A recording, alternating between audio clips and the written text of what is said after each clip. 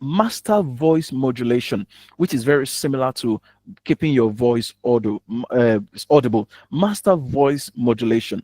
Now, when we say master voice modulation, you can be speaking with the same voice all through your session. Those who are choir members here would understand what I'm talking about. There are different levels of pitches. There's a low pitch, there's a mid-range pitch, there's a high level pitch. When you're speaking, you need to oscillate between those pitches. You can't, for example, you want to express anger.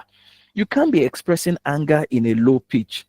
I remember taking a public speaking class called presentation skills, and I was asking them to read something on the screen, and there were these foreigners in my class. They're from Rwanda, and one of them, I asked him to read a particular language to express.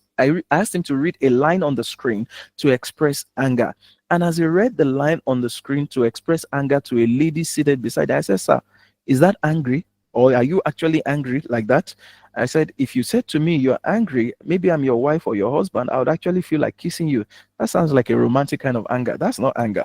So your anger would have to have a high pitch. And if you're saying certain things, there are ways you pronounce words. You use those emphases, the emphasis in the pitch, the emphasis in the volume to buttress the word that you are pronouncing. So that's very, very important. You modulate your voice. You don't sound flat from the beginning of the presentation to the end of the presentation.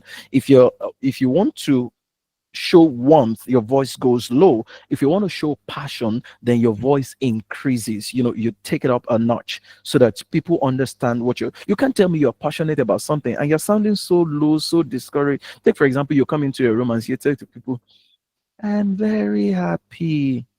We're looking at you like, "Are you okay?" Is that how to express happiness? You can't tell, you can't be that. That cannot be happiness. I mean, 20 million naira or 20, let me even take it higher, $20 million just hit your account. Whereas your bank limit before was maybe 10,000 naira, and $20 million just hit your account. You now come on screen and say, "I'm very happy." We need to check your hormones that are in charge of happiness. It looks like they are malfunctioning.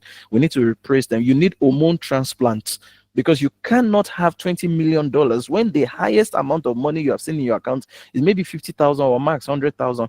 $20 million now entered. We need to check your hormone and adrenaline. It's not possible.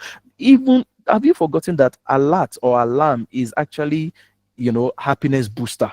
No matter how sad you are, no matter how weak you are on the bed, the moment alert enters your account, all of a sudden there's a sudden burst of energy. It comes from nowhere. It's not internal energy needed. It's an external energy that will pick you up from your bed and throw you out of the house. Next thing, you're on the street, but you're the same person that didn't want to go out before.